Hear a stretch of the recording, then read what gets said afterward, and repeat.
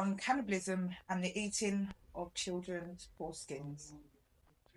So, at the moment, you know, a lot of publicity is around of a particular cream that you can put on your face, your body, around your body, your hands, etc.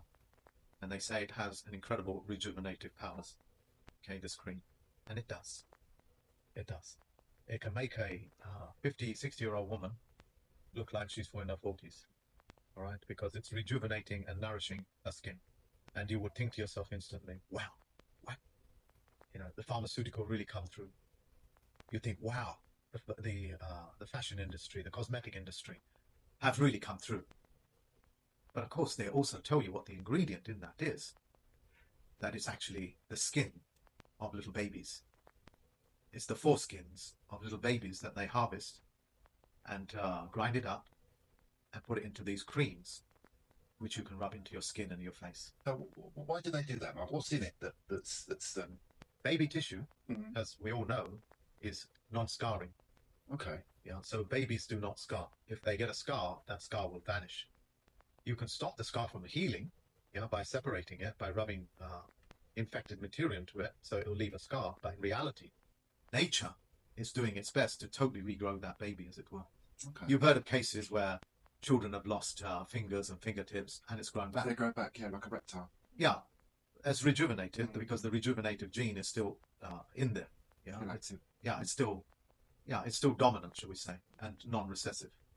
It's only when they reach a particular age it becomes recessive. So let's go back to the cream itself. Do you remember what I was telling people, how easily they're programmed are, how easily people are susceptible to accept the most horrific things in their life as being everyday situations? So what they do is they take these foreskins. It's not just the foreskins. In other countries, they take all organs and so on and so forth. But let's just deal with the cream. Because the nature of that cream is that it's able to rejuvenate your own existing skin as well as, has healing properties. So when you think to yourself, how old are these business practices that they use? It's very simple. Who is the first group of people that circumcise? The religious people. What did they do with these foreskins? What do you think that they did with the blood? They used to suck it up. Yeah, quite literally suck it up. But they used to do it with their mouths. Yeah, they cut the little baby boy's foreskin and they suck out the rest and the blood and everything with it. And they, it's like spitting it out, as it were, but they're actually eating it and absorbing it. When you eat flesh, as it were, of a young baby, you're essentially rejuvenating yourself. That's what they're doing. And when you drink the blood of a young baby, that's what you're doing. You're rejuvenating yourself. You're buying yourself extra weeks, months, years, minutes, seconds, or whatever it is. Blood transfusions at the. You are buying yourself time with that blood that still has the rejuvenative gene fully, as you say, active. But the word is dominant. The dominant part of the baby is that it's able to rejuvenate and heal itself. That part of the gene, that part of the genetic code, is still fully functional. So, how do they get people? Priming you to do that? They've been doing it since the beginning of religion. Like the Bible with Abraham. With Abraham, God said to Abe, "Kill me your son. Where do you want this killing done?" As the song goes, And then, of course, that God pretends that it's so very genteel and so very kind. That's a loving God. He said, "Oh, no, they don't need to kill it. I know I asked you to kill that baby. Don't kill it. Just cut off his foreskin and give it to me. That it's my property." That's the demon god of the underworld. And if you don't know that, get off my channel. F off. Don't want anything to do with you. Let's come back to the horrors of it. So in Hollywood at the moment, in the mass media televisions, they're promoting these creams heavily because they have got access to thousands of babies that they mutilate. Thousands of them. Okay? And they're not just simply stopping at foreskin. That's just the mild version of it. At the moment, you've got this talk show host, which presumably you're going to add on when you do further edits on this, or additional work on this footage.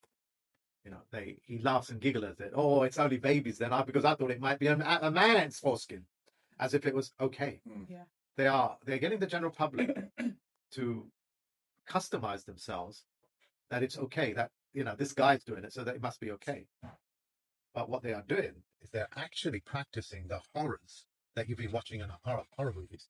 So when you see things like Leatherface and Leatherhead, when you see, Silence of the Lamb, the guy wearing people's clothing, That's right. the mask made out of human flesh, and baby's flesh, And when you hear the Vatican used to write their scriptures on the back of young children and then remove that skin, which is called parchment, but parchment was made out of pigskin. That's right. They have to do this. They have to do this because when you write it on the back of a pig skin, you're telling them that's called pig Latin. Yeah, as in vulgar Latin. So that's why they used to do it. Say it's all just piggish behavior. It's cursive world. And that's what they're doing to you. So when you wear that cream, you're wearing the flesh of a young baby, of a little baby that's been cut as part of its organs, cut away at great agony and pain. Yeah, and they think this is something very good.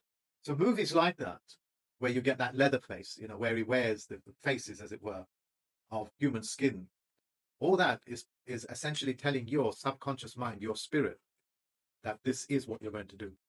And the ultimate version, the best version I've ever seen of that type of scenario in the movies is John Travolta and Nicolas Cage's movie called Face Off, where they tell you we can quite literally remove the face of somebody and the other person can have their face removed as well, and we can put quite literally a new face on. Swap the identities. And swap the identities, because we have the ability to one organ to accept another organ, which is what the hormones are for organ transplant.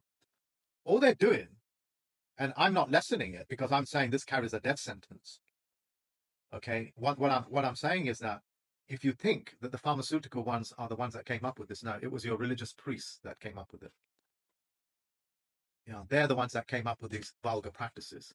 So through exposure and hypnosis and customization, they are showing you openly that you are actually wearing the face of dead people that have died in agony, that have been mutilated while they're still alive, obviously, and that you are transferring that. That's how, and you're transferring that onto your face, your body, because they rub it into the genitalia as well to rejuvenate that part of the body as well.